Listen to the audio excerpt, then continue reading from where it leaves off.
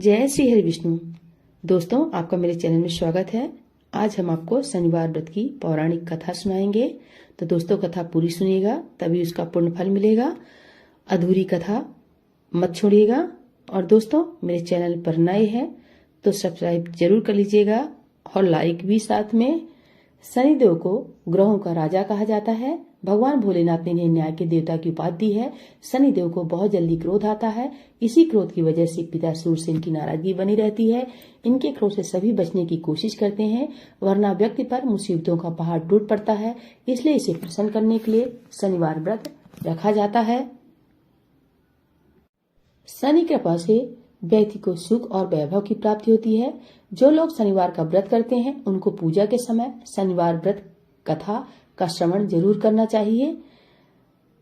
शनिवार व्रत कथा। एक बार सभी 9 ग्रहों सूर्य, चंद्र, मंगल, बुध, बृहस्पति, शुक्र, शनि, राहु और केतु में बहस हो गई, कौन सबसे बड़ा है। आपस में लड़ने के बाद सभी देवराज इनके पास पहुंच गए। इन असमंजस की स्थिति में निर्णय नहीं दे पाए, परंतु उन्होंने सभी ग्रहों को सुझाव दिया कि पृथ्वी पर राजा विक्रमादित्य ही उनका फैसला कर सकते हैं, क्योंकि वो बहुत ही न्यायप्रिय राजा हैं। सभी पृथ्वी पर राजा विक्रमादित्य के पास गए और अपने आने का कारण बताया। राजा उनकी समस्या सुनकर बहुत परेशान हो गए। उनका चिंतित होना लाजमी था, क्योंकि जिसको भी किसी से छोटा बताया तो वही गुस्सा कर जाएगा। राजा काफी सोच विचार करने के बाद एक उपाय सूझा। उन्होंने स्वर्ण, रजत, कांस्य, पीतल, सीसा, रांगा, जस्ता, अभ्रक और लौह से 9 सिंहासन का निर्माण करवाया। उन्हें उपयुक्त क्रम में रख दिया गया। सबसे निवेदन किया गया कि क्रमानुसार सिंहासन पर आसन ग्रहण करे। शर्त रखा गया कि जो सबसे अंतिम में सिंहासन पर आसन ग्रहण करेगा वही सबसे छोटा माना जाएगा, जिसकी वजह से शनिदेव सबसे बाद में आसन प्राप्त कर सके और सबसे छोटे कहलाए। क्रोध के आवेश में आकर शनिदेव ने सोचा कि राजा ने यह सब जानबूझकर किया है। कुपित होकर राजा से कहा गया कि राजा, तुम मुझे नहीं जानता। सूर्य एक राशि में 1 महीना, चंद्रमा 2.25 महीने 2 दिन, मंगल 1.5 महीना, बृहस्पति 13 महीने, बुध और शुक्र 1-1 महीने विचरण करते हैं। लेकिन मैं 2.5 से 7.5 साल तक रहता हूँ। मैंने बड़े बड़े का विनाश किया है। श्री राम की 7.5 आने पर उन्हें जंगल जंगल भटकना पड़ा और रावण की आने पर लंका को बंदरों की सेना से परास्त होना पड़ा। क्रोधित शनिदेव ने राजा से कहा कि अब आपको सावधान रहने की जरूरत है। इतना कहकर शनिदेव कुपित अवस्था में वहां से चले गए। समय गुजरता गया और काल चक्र का पहिया घूमते हुए राजा की 7.5 आ गई। तब शनिदेव घोड़ों को सौदागर बनकर राजा के राज में आ गए। उनके साथ अच्छे नस्ल के बहुत सारे घोड़े थे। जब राजा को सौदागर के घोड़ों का पता चला तो अश्वपाल को अच्छे घोड़े खरीदने के लिए भेजा।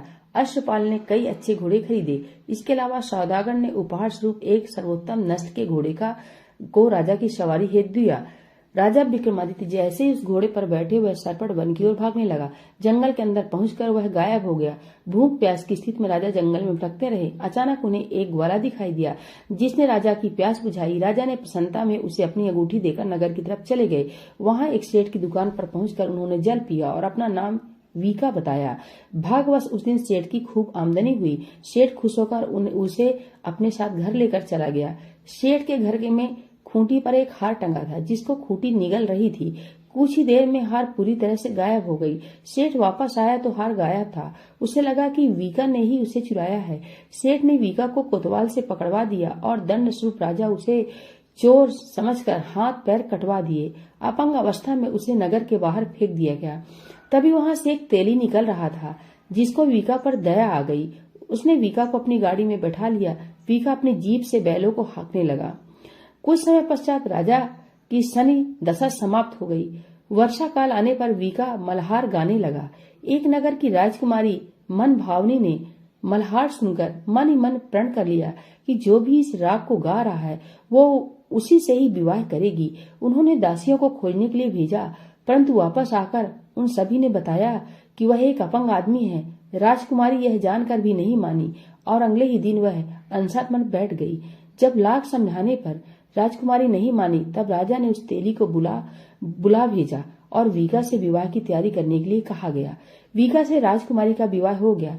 एक दिन वीका के स्वप्न में शनिदेव ने आकर कहा कि देखा राजन, तुमने मुझे छोटा बताकर कितना दुख झेला है। राजा ने क्षमा मांगते हुए हाथ जोड़कर कहा कि हे शनिदेव, जैसा दुख मुझे दिया है किसी और को ऐसा दुख मत देना। शनिदेव इस विनती को मान गए और कहा कि मेरे व्रत और कथा से तुम्हारे सारे कष्ट दूर हो जाएंगे। जो भी नित्य मेरा ध्यान करेगा और चींटियों को आटा डालेगा उसकी सारी मनोकामना पूर्ण हो जाएगी। शनिदेव ने राजा को हाथ पैर भी वापस दिए। दूसरे दिन जब सुबह राजकुमारी की आंख खुली तो वह आश्चर्यचकित हो गई। वीका ने मनभावनी को बताया कि वह उज्जैन का राजा विक्रमादित्य है। मनभावनी खुशी से फूले नहीं समा रही थी। राजा और नगरवासी सभी अत्यंत प्रसन्न हुए। सेठ ने जब यह सुना तो वह पैरों पर गिरकर क्षमा मांगने लगा। राजा ने कहा कि यह सब शनिदेव के कोप का प्रभाव था और इसमें किसी का कोई दोष नहीं है। सेठ ने निवेदन करते हुए कहा कि मुझे शांति तभी मिलेगी जब आप मेरे घर चलकर भोजन करेंगे। सेठ ने कई प्रकार के व्यंजनों से राजा का सत्कार किया। तब राजा भोजन कर रहे थे, तभी जो खूंटी हार निकल गई थी वही अब उसे उगल रही थी। सेठ ने अनेक मोहरे देकर राजा का धन्यवाद किया और अपनी कन्या श्री कंवरी से पाणी ग्रहण कर निवेदन किया। राजा ने सहर्ष स्वीकार कर लिया।